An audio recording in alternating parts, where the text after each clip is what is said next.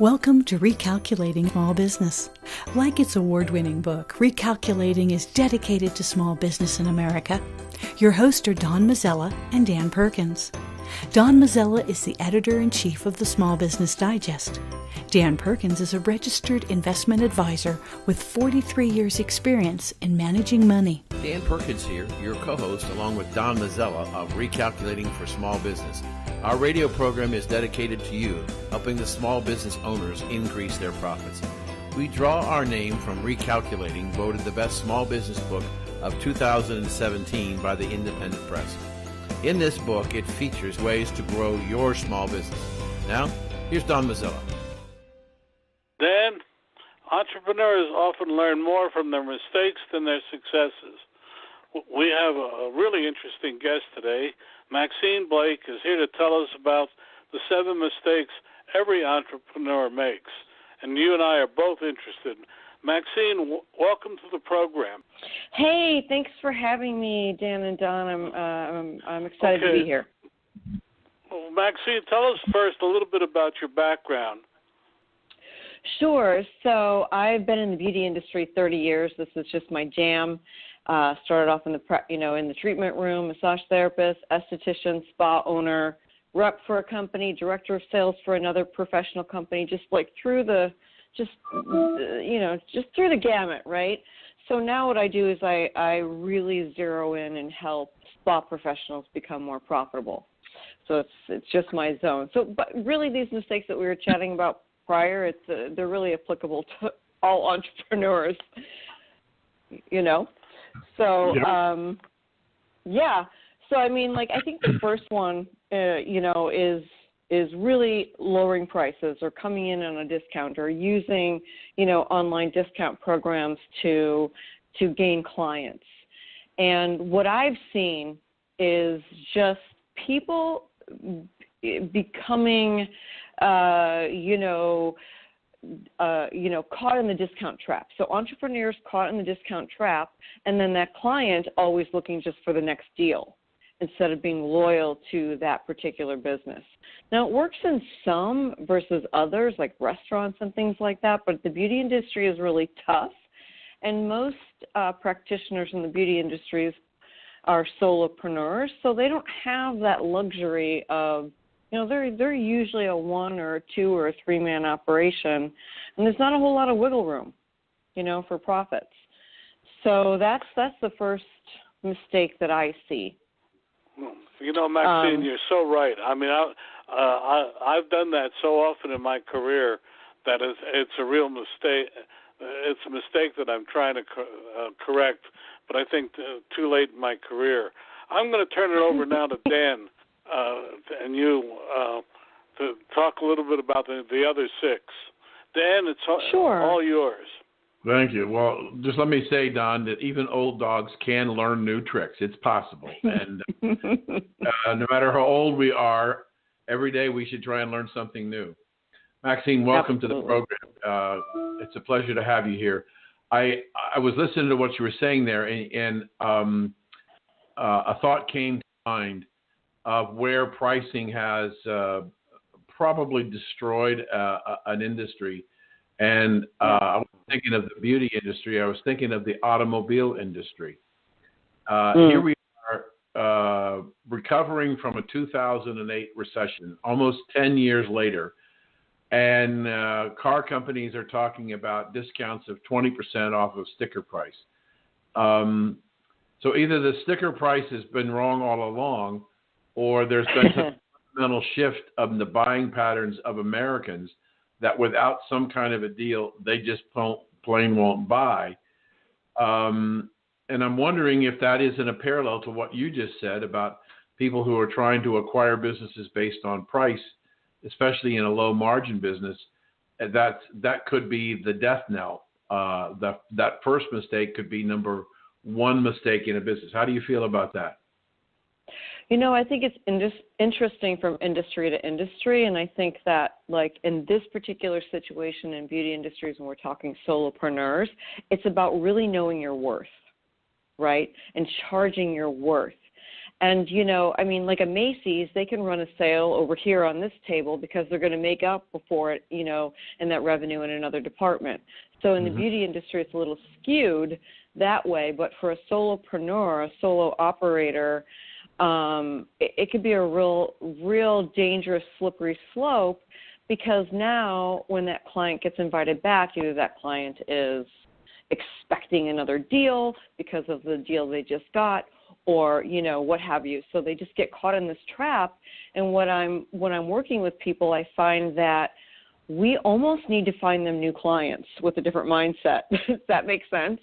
Because people are spending. It's a $40 billion industry just pertaining to the spa industry and skincare sales.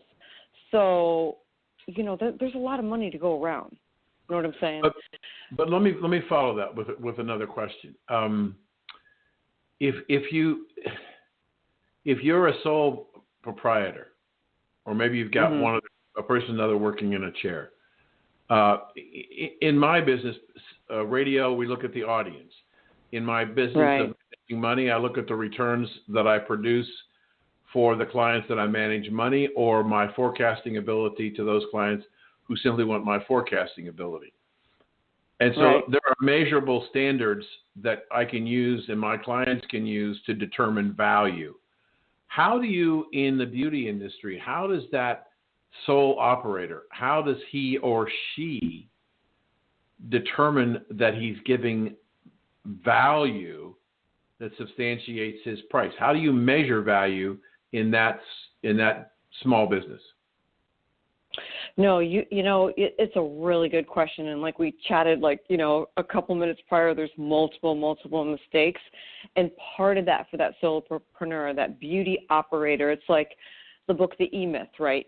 You know, and the story about the baker, and the baker's like, oh, I'm so good at being a baker, I need to go out and open my own store. Well, I don't know anything about business, but I know how to bake, right? Remember that story in there? Well, for the solo practitioner, they struggle on the business end. So teaching them forecasting and the business, you know, just the four cornerstones of business, products and services and operations and finance, that's another problem in itself. But, you know, what you have with the beauty operator is they have to understand their cost of goods, their operating expenses, all of those have to be factored in to determine that price also. A lot of them are in, you know, a high rent situation where their rent far supersedes 10% of their gross income per month. And there lies another problem, you know what I mean? So they all kind of piggyback off one another, but and I don't know if I kind of directly answered your question or indirectly, but I feel that there's, you know, they have to know all of those things. They have to know, go ahead. It's important. And what I want to do, I want to get back to the question, but what I want to do is to take a moment, because we have about a total of about 22 to 23 minutes in this segment.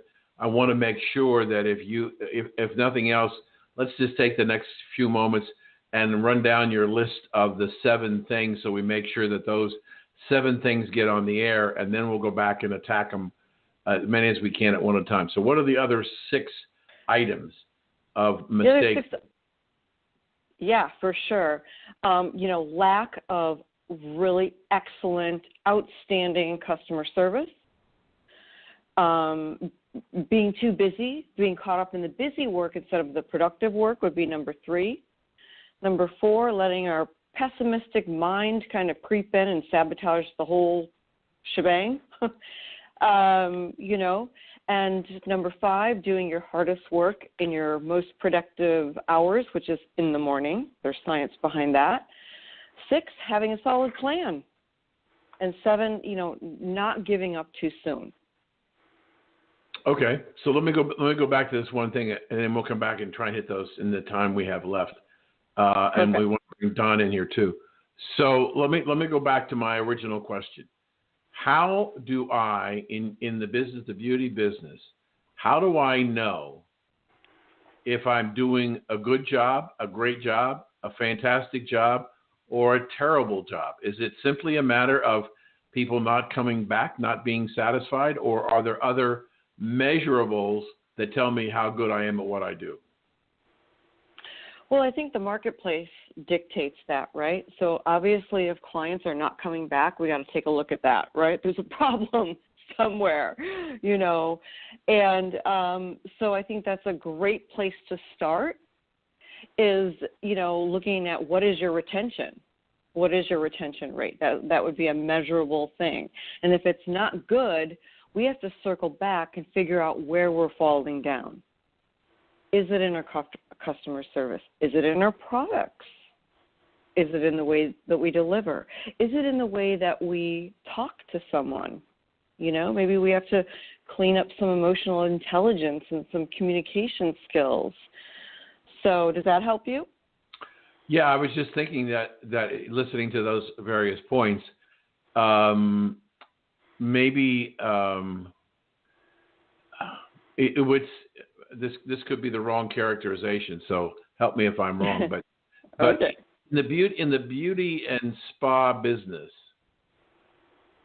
it seems to me that it's about the experience and how I, as the customer, feel like I've been treated, and the second part of it is the salon or the owner or whatever reaching out to me? I mean, I would call that basic communications. If you're a first-time customer, does the owner of the business get your name, phone number, your email address for a mailing list that you could send on special pricing or customer appreciation or any of those things? So marketing and understand that not only do you have to be creative in the way you do your work and the way you treat your customers, but you also have to be able to spend time in harvesting and farming and using a good bit of your time once you get that customer to try and get them to come back on a regular basis. So maybe one of the challenges is if you're so creative in your hairstyling ability, maybe you're not really good at marketing. So how does somebody do a self-evaluation of their strengths and weaknesses to find out what they need to work on? Yeah, I always say, you know, and you're absolutely hands down right about the experience. So I always challenge that owner to put on their customer shoes, walk from the parking lot, and what does that complete experience look like from the moment they park their car to opening your door to how they're greeted, like the whole 9 yards, right? Mm-hmm. And what does that look like? Because sometimes we forget. Lay on the bed of your treatment table to go, oh, holy cow, there's a water stain on the ceiling. I never would have noticed that if, you know, I didn't lay down on the own treatment table, or put your head back in the shampoo bowl. You know, what does that client see? Is there cobwebs in the corner? You know, like that whole beautiful experience. How is the team trained? What's the culture like? You know, is it inviting? Is it, you know, and then to your other point, absolutely, you know, there has to be some kind of an intake form for every single new client that walks in the door. And we forget to ask those marketing questions. How did you hear about us? You know, and putting their contact information and asking permission, may we email you? You know, it's just a kind gesture. We can't just assume on that intake form that it's okay to go ahead and start email blasting them our promotions that are happening at the spa. You know what I mean? All those little things are important, and then it's also important that every time that client comes back, how they're greeted. Oh, hello, Mrs. So-and-so, welcome back. We're so happy to see you. And just to make sure, are you still at this address, and is this still the best phone number to reach you, and is this still the best email so we can send you coupons or something, whatever.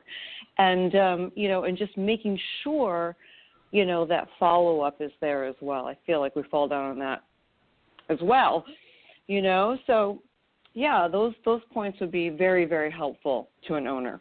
I want to ask you one more question, then I'll turn it over to Dawn. Sure. I thought that your last segment was really good as far as help. I'm wondering, as I drive, I live in Southwest Florida, and Fort Myers is the biggest city close to me. And as I drive and look at the shopping centers, at the salons, everyone I go by is looking for help, and they're looking for a shampoo person, or they're looking for beauticians, or lots of people. Is there a shortage of people in that business? It's funny. I think there's a lot of people in the industry. Like for estheticians, for example, there's 250,000 just nationwide. But 70% of that 250,000 don't work for other people. We live in an age now where these millennials, they want to work for themselves. So entrepreneurship is a trend, And so we have 70% that are like, I don't want to go work for them. I want to go work for myself. So there's a shortage that way. So it's really important for the spa owner to get really clear on their mission and their values, and and being really prepared, the culture, being really prepared to train and onboard that new person, or have them come in and do internship even for a while to see if they are a good fit. So I think oh my gosh, we always seem to fall down a rabbit hole with each one of these points, Dan, because, we also have the owner who doesn't really want to be an owner. They like the idea of being an owner, but they don't want to manage people, and they don't want to inspire, and they don't want to help. Do you know what I mean? So yes. There's that part too. So I'm always going to circle back around to say, get your own mission in order, get your own core values in order, because not only are you going to attract those clients that share those same core values, but you will also attract that team. Be somebody that, you want to work for. Before I turn it back to Don, do you have a website for I what do. You do?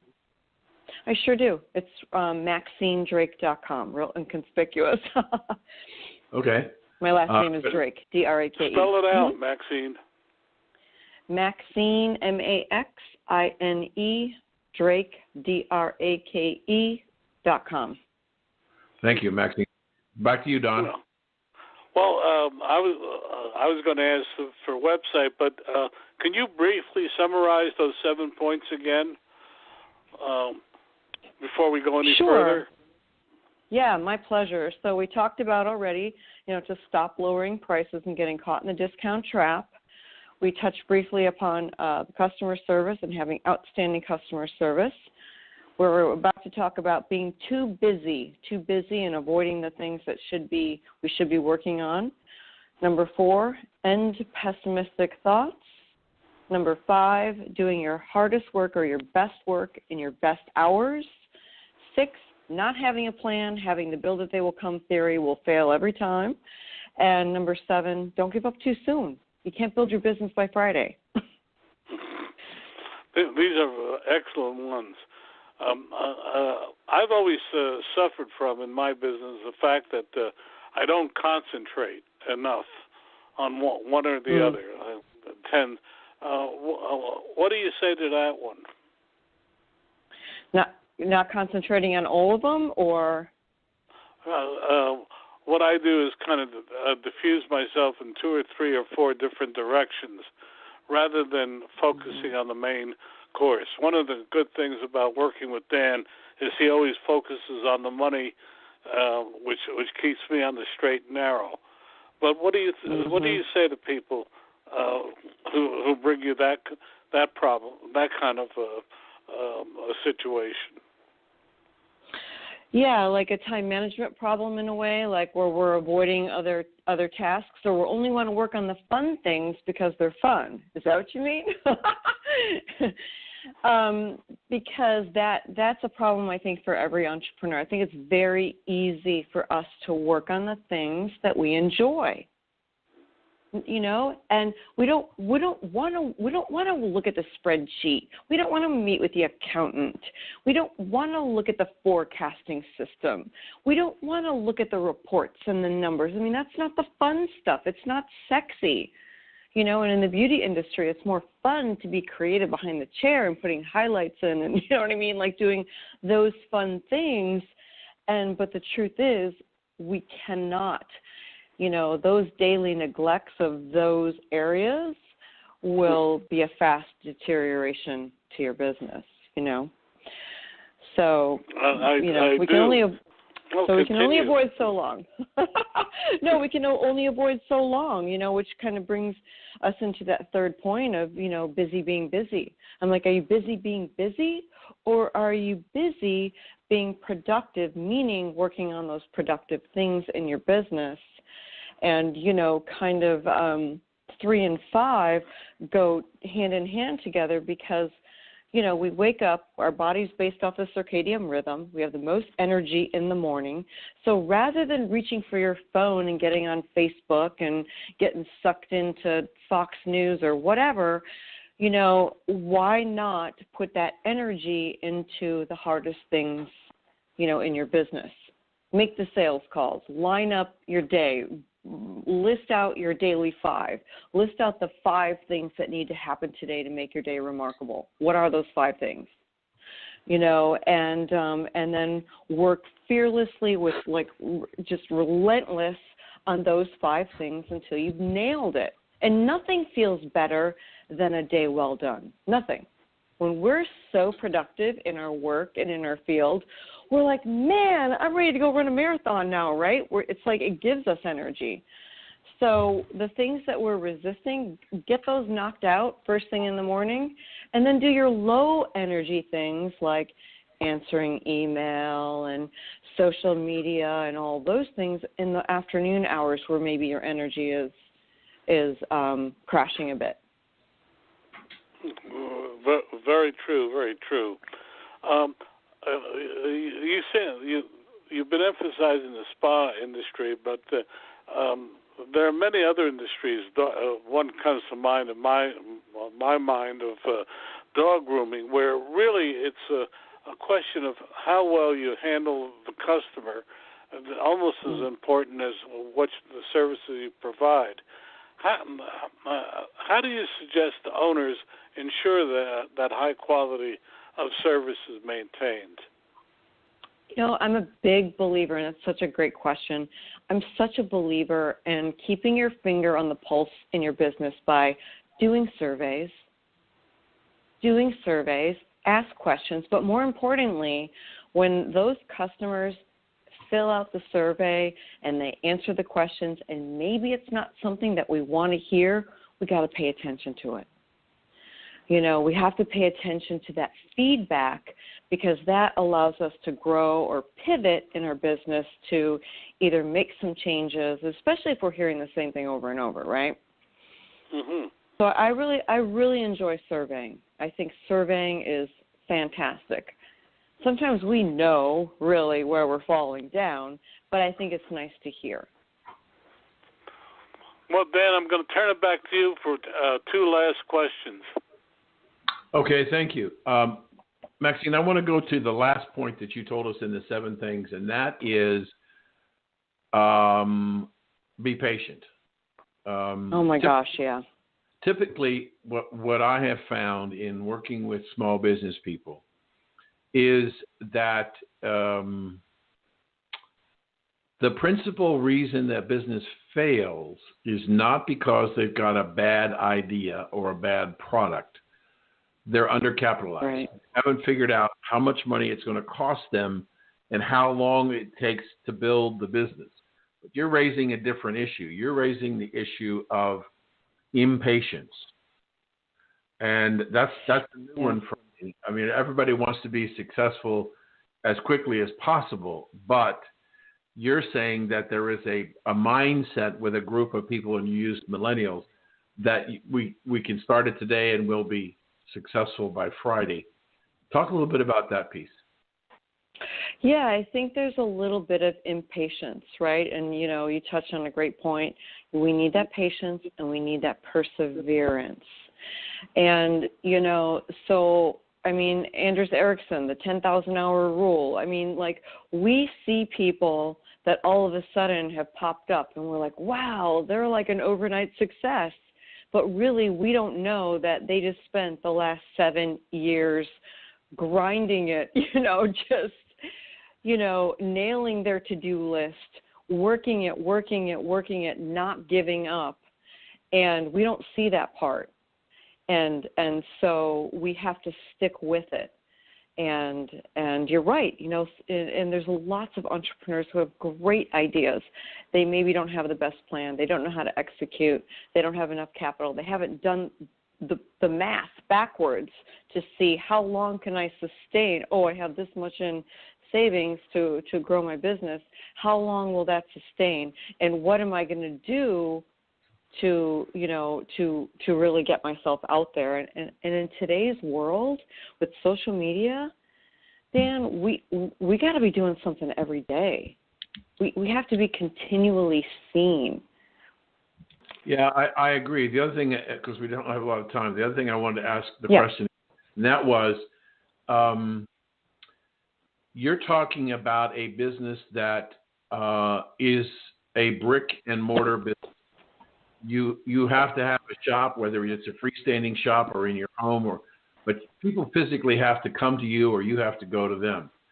And I'm wondering if millennials are more interested in internet-based businesses than they are in brick and mortar businesses because they're capital intensive and very restricting. What do you think about that? I think you're onto something there for sure. And where I think we have a ton, I'm a baby boomer, so I think, we have a ton to learn from millennials, but I also think that they have a ton to learn from us. And you're absolutely right. This is a brick and mortar business. You cannot go on the internet to get your hair colored. Or your hair cut. Or, you cannot go on the internet to get a facial or a massage. So we're one of the last hands-on where we're physically, the human touch is happening. And so millennials might, let's just say, leverage online booking, which is a great platform to leverage in the spa industry, but it isn't a replacement for a receptionist if you are growing. You know what I mean? It's not to be used as an avoidance so that you don't have to communicate with people. And so it's going to come back to soft skills. I mean, I have a friend that taught at Harvard, and I'm like, you watch. We're going to be teaching emotional intelligence at Harvard. And she was like, we're already there. It's just called something else. It's already being taught. And I'm like, oh, my gosh, see? But, that's not how we grew up with those communicative skills. We didn't go outside to play and go, gosh, Mom, I'm going to go work on my soft skills right now. It was just a way of life. And we, for a brick and mortar business, you have to know how to talk to people. So if you really want that as a millennial, you want that brick and mortar business, go out and practice that. Go out and practice talking to people if that scares you or if you feel that feels uncomfortable to you. We have to just practice it. Dan, I hate to break in, but we've run out of time. Maxine, your website again? Is MaxineDrake.com, MAXINE, Drake, DRAKE.com. Maxine, we've really been an interesting time with you. Thank you so much for joining us. Dan and Don, thank you so much for having me. It was really enlightening conversation, and you guys have a beautiful rest of your day. Thank you. You too.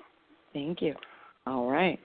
Want to know more about health savings accounts for your company or yourself? Go to 2hsa.com and get a free employer's primer.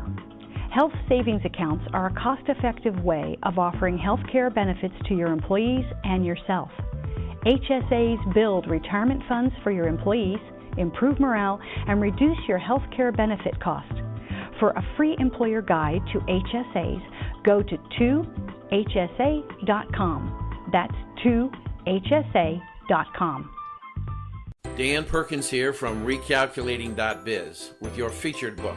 I want to tell you about a recent interview I had with Bob Bethel, a turnaround specialist with lots of success in small business. Bob's new book is Strengthen Your Business, Fail-Proof Strategies for Small Business. He tells us of his life successes and failures that have made him and his clients so successful. Over the years, Bob has brought 77 companies back from the brink and changed them into thriving, profitable businesses. His energy is amazing, and at 74, he proves that you can still have a great deal to give others if you just try. His suggestions are easy to understand and very helpful. One insight struck me was that most companies do not have a plan. The old Chinese proverb says, if you don't know where you're going, then any road will take you there, is true today. Bob Bethel's book, Strengthen Your Business, can be found at Amazon.com or can be ordered at your local bookstore. This has been Dan Perkins with your Recalculating.biz featured book. Welcome back to Recalculating, the program dedicated to American small business. Now it's time to bring together our two experts, Dan Perkins and Don Mazzella, as they discuss things that are happening now that are affecting your business success. Dan, every entrepreneur needs capital at some point. Here to talk about raising monies in smart ways is Tony Drexel Smith. He's CEO of Blue Moon Advisors. I love that name, Blue Moon. Tony, welcome to the program. Thank you very much. Welcome to the program. First off, tell us a little bit about yourself personally before we do anything else. Sure. I've been an entrepreneur for 25 years after I served in the Marine Corps. College educated, married for many years to a beautiful blonde. We raised 6 children together. All 6 are either married or in college today. I've got a couple great grandkids. Love golfing. Live in Vegas. Love living in Vegas. So we moved here 4 years ago from our LA office. We built our practice for 2 decades in LA and moved to Las Vegas once all the kids were out of the house so that we could enjoy life here in Las Vegas. Well, that's really interesting. I'm also married to a beautiful blonde, so I know how you feel. Right. And that's often how I describe my wife, smart and beautiful. But anyway, Tony, tell us a little bit about Blue Moon Advisors. Sure. Well, the reason we called it Blue Moon Advisors is because once in a blue moon you find a company that can go to the stratosphere. And the reality is that every year there are 550-some thousand new entrepreneurs that start a business, but 5 years later, only 90,000 of them are left.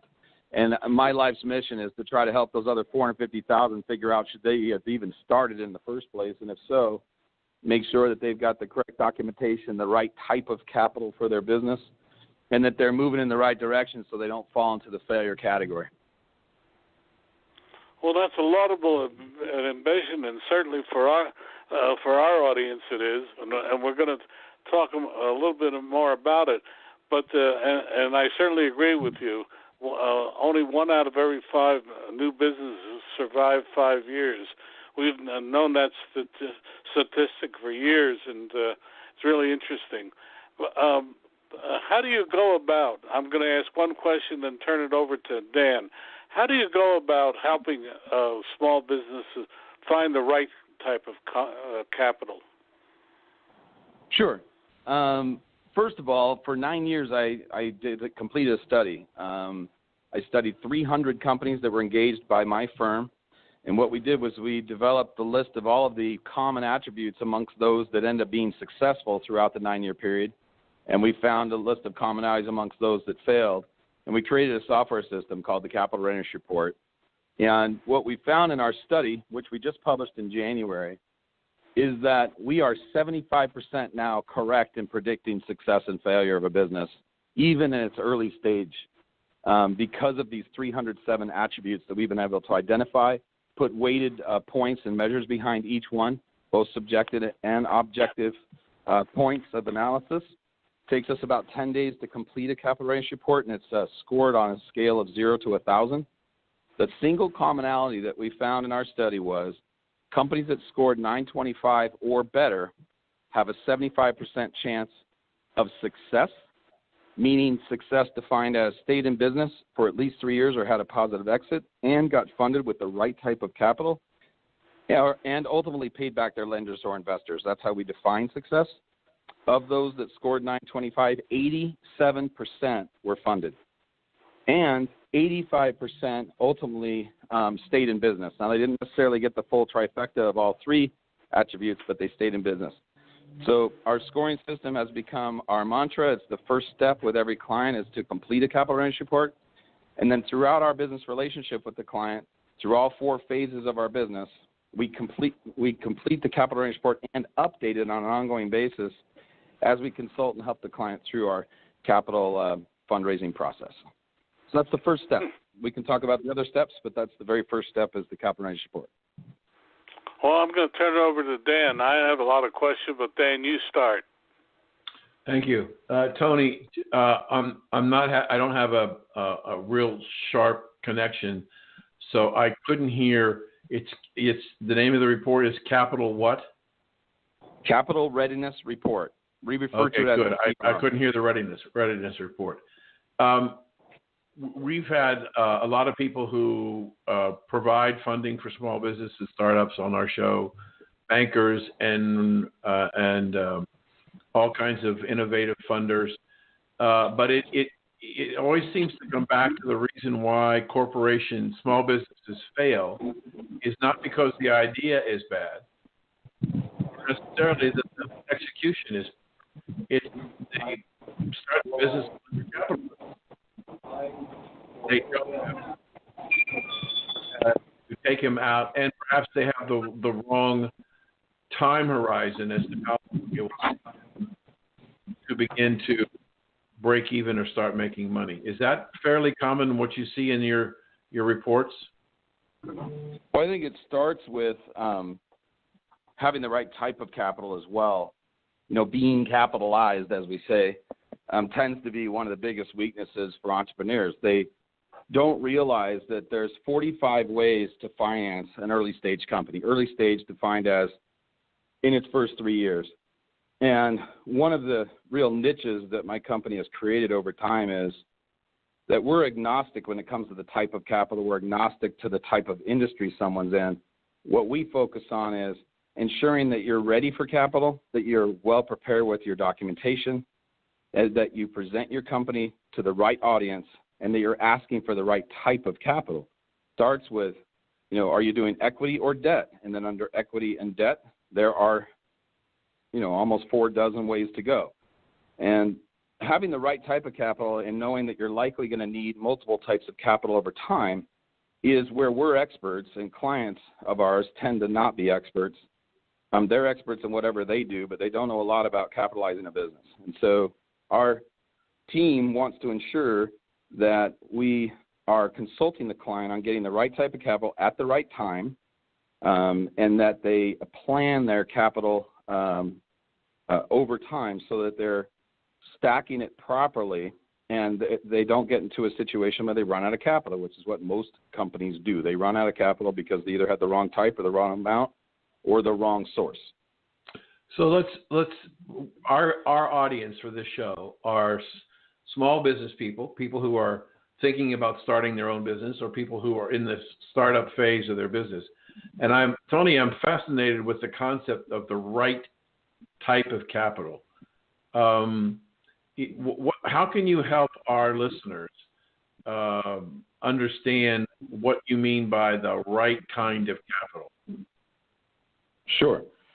So even if you're not an early stage company, you can also be an ongoing business that's seeking capital. About a third of our clients are existing companies, and about 1 in 10 of our clients are even publicly traded. So it's not that we only work with seed capital, but early stage capital is typically the key, because starting off right makes our jobs a lot easier. When we come in halfway through and someone's made a lot of financial decisions that weren't best for them, it makes it more complicated, but that doesn't mean we can't be helpful.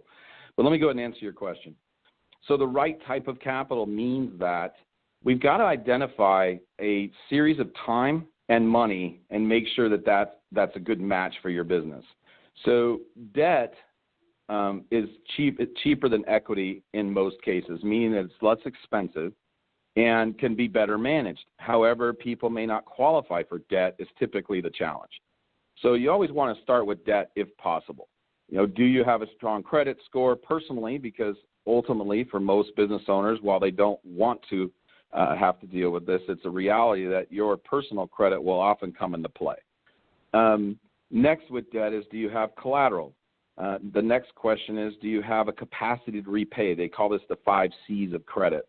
So capacity, credit, you need an ability to, when we say capacity, what we're saying is, have you built a financial model and a pro forma that shows over a period of time that you have the ability to repay the debt? So if debt is a good option, then you want to decide what type of debt.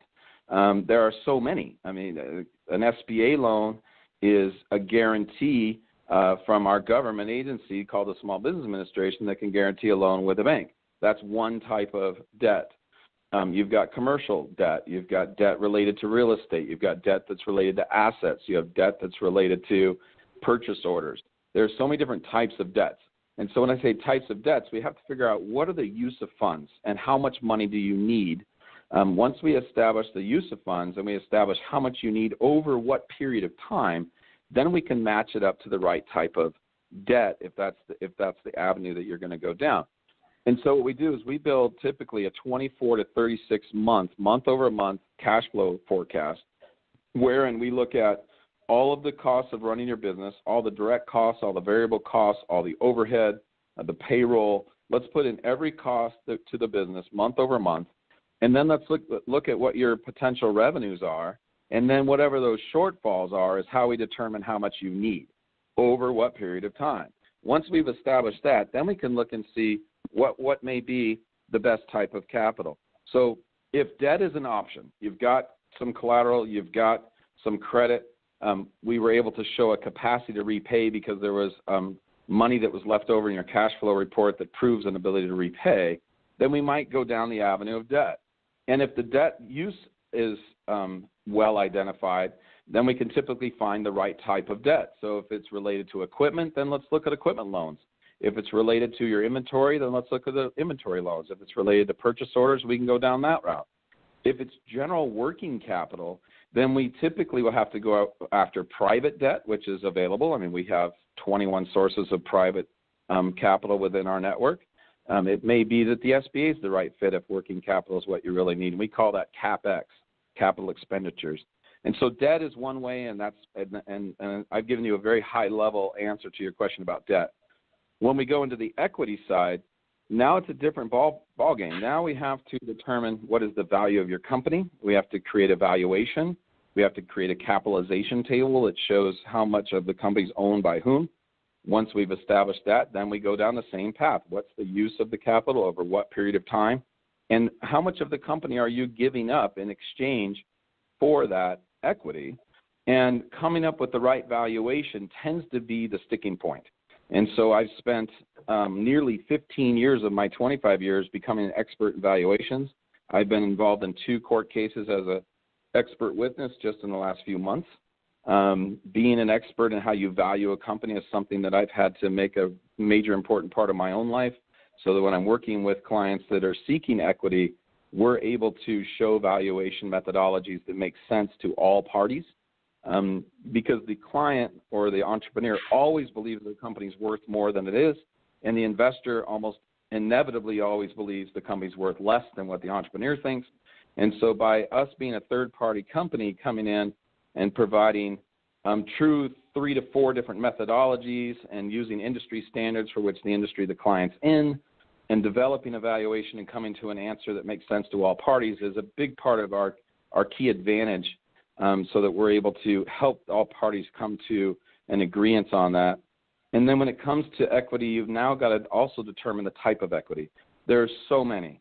I mean, you can have private equity, which is easiest, meaning if you've got qualified private equity parties that are interested, the documentation is not all that complicated. You've got angel investors, you've got private equity bankers, you've got venture capitalists. I mean, I could go on and on. There are a lot of different ways to build an equity package. Whether it's an IPO, it's equity crowdfunding, it's a Reg A+, there's many different avenues. And that's why I say there's 45 different ways to do it. It's a matter of determining which one is best for the client, which one's best for the investors and or lenders, and then packaging it, meaning you've got to write the documentation that supports that type of capital, because every capital type has a different set of documents that need to be created. And if there's any one mistake that entrepreneurs make when they walk into our offices, they very often bring us a set of documents that are asking for the wrong type of capital to the wrong audience, and they've got the wrong set of materials to even ask for the capital. You know, it really is an interesting service that you provide. And I'm trying to think in terms of, I know this is going to be tough for you. In a few sentences, could you give maybe the top 3 reasons people fail when they set up their financing? What mistakes do they do that you see reoccurring that just gets done over and over and over again, so that maybe we can help some of our listeners not make that mistake again? Sure. For each capital type, there's a matching stage of development of a company. Matching those two is the key. And so it's very often that the client doesn't understand that. And so they're asking for the wrong capital type at the wrong stage of their development. So that would be number 1. Number 2, they tend to not have the right documentation in order for the capital type that they are most qualified for. And number 3, they're typically talking to the wrong people. There are thousands, there's tens of thousands of people that call themselves brokers, and they're not. FINRA used to have over 7,500 broker-dealers. Now it's down to closer to 3,000. But how many people actually registered with FINRA that have the legal right to be a broker or agent of equity is a much smaller number than the amount of people that claim to be sources of capital. And so if there's a single mistake that entrepreneurs make, is that they got wrapped into being sold on the wrong type of capital by the wrong individual that doesn't necessarily know what they're doing. And at the end of the day, most people that talk to an entrepreneur about capital only have an expertise in one area, and that's truly our niche, is the fact that we have expertise in 45. And so when you're talking to a person that says, well, look, I'm an agent for a company that has, private equity money, that may not be the best fit for your company in this moment in time, but they sold you on a deal and you've gone down that path, and it may not be even the best for you. So those are the 3. I'll try to keep it short, as you said. I have one more question, Tony, then I'll give it over to Don. We've had, and I'm not being critical, I'm just giving you a piece of background to set up the question. We've had a number of people on the show who are in this new category of small business lender. They're called fintech lenders. They're not banks. And what they all of them keep telling us is that as a result of the market crash in 2008, the major banks basically abandoned small business. They didn't want to make small business loans. So it was very hard for small businesses to get capital. And these fintech lenders, which could be hedge funds or private equity or pension funds or whatever, have come in and begin to fill the space, and they're growing dramatically. From your standpoint, where does a fintech lender fit in that overall process of securing money for your business? Fintech has not replaced the type of capital. It only replaced the channeling of it. It's still the same capital that was always there. It's just being funneled through financial technologies as opposed to the traditional way of person to person. So fintech aggregates the process, but you still got to know who the private equity parties are that are actually providing that money for fintech or venture capital or equity crowdfunding. And where a lot of fintech got some traction was since the 2012 Jobs Act that was signed that allowed for regulation, Title 2, 3, 4, which is equity crowdfunding Title 3 and Reg A Plus from Title 4, and the ability to harness that capital through websites and technologies where you're aggregating multiple investors into one place is really not all that new, to be candid. I mean, it's been around for at least 7 years as far as I know. And again, at the end of the day, the person that actually writes the check, who transfers the money, is the question. And because that there are websites and fintech technologies and companies out there promoting fintechs and the ability to aggregate doesn't change the fact that you've still got to have the right type of capital with a decision maker that can actually issue a check or a wire, and that's the key. Are you speaking and working with someone that can really pull that off? What fintech companies have been doing, which is smart, is they're essentially charging the client to prepare a package and then try to go out and find the capital that will fit that client's needs. But at the end of the day, if you don't have the right capital source for that client's circumstance, stage of development, and purpose, then you're not going to be able to execute. So at the end of the day, it's just a different channel, still the same capital. So, Tony, the name of your website? BlueMoonAdvisors.com. Okay. Do you have any trouble? Do you get any free beer with Blue Moon, the brewery? No, but every meeting I do, we bring Blue Moon nice and cold on ice. Good. Don, back to you. Okay. I have a lot of fascinating questions, but well, I don't know if they're fascinating, but I have a lot of questions. But I guess the main one I wanted to talk about is how do you value a company? You say there's different ways of valuing it. We have an experience where a company is being taken over by another company, and the valuation in this case was agreed upon by both sides. But the valuation of the new company, I'll stop here and just say, what are the 3 or 4 different ways of valuing a company? Sure.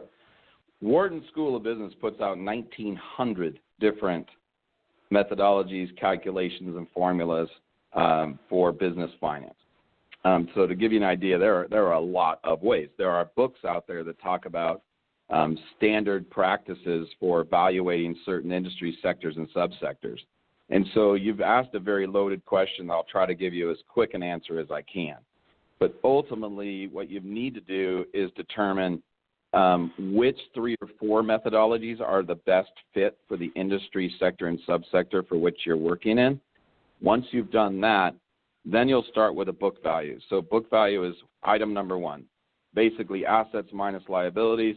What's the actual book value of the company on the actual books of the company? The next step is to look at the capitalization of the company, or what we would call a market cap. And so if applicable, if the client has been selling equity to people, the going price of that equity times the total amount of outstanding shares gives you a market cap. So book cap, market cap are both very quick and easy to access and to determine. Next, you might look at market comparables. And so there are great companies out there like PitchBook and Crunchbase and many others that provide aggregated data about market capitalization that's happened in the past 90 days to 180 days, 2 years. You don't want to get too far away, but not unlike comparing houses when you're doing comps on buying a home. You want to look at the most reasonably similar companies that have had some sort of transaction that you can use as reference to be able to see whether there was a merger acquisition that occurred or there was a capital raise that occurred. And those are published in websites like PitchBook, so you can take a look at that, market comps. The next is net present value, discounted cash flow. So you take the pro forma that the company has developed, you analyze that pro forma, make sure that they use standard practices and methodologies to create their pro forma so that you can use it as a basis for what's called free cash flow.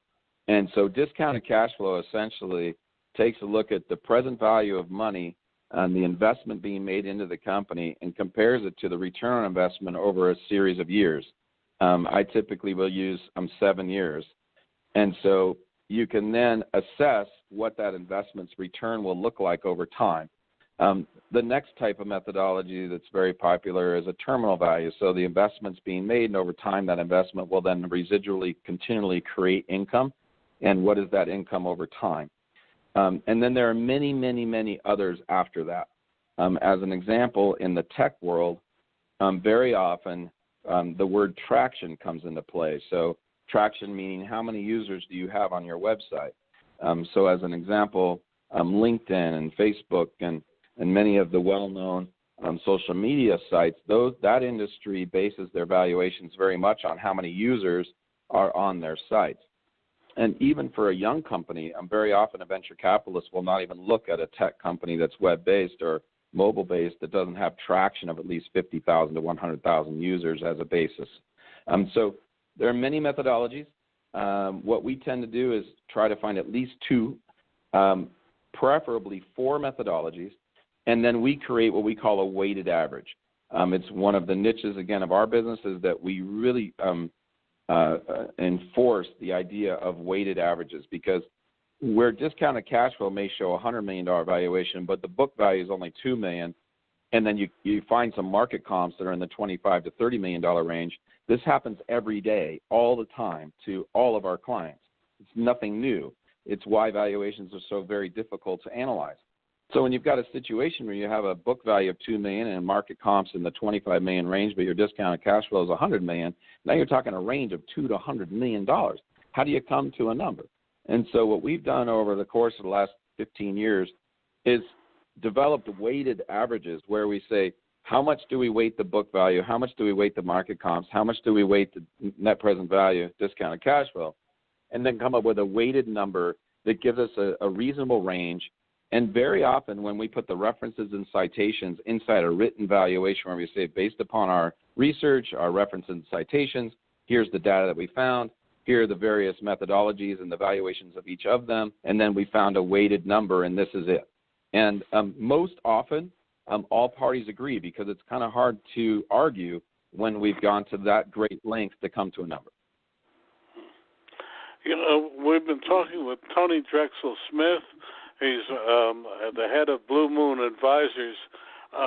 We're really running short of time. Dan, do you have one more quick question? I do. Just from Tony, for a matter of disclosure to our audience, does Blue Moon Advisors, are you in the business of actually loaning money or representing other sources of capital, or are you an independent, objective source? Both. We are not a broker. We're not an agency. We do not take a piece of equity, nor do we get paid commissions. We are a fee-based company. But we have spent, the reason why our company is called Blue Moon Advisors is because we've built a network of 87 sources of capital in all different types of capital. And so when our clients score a 925 or better, we have strategic partnership agreements with our capital sources that says, well, look, when you have a 925, connect us to those parties.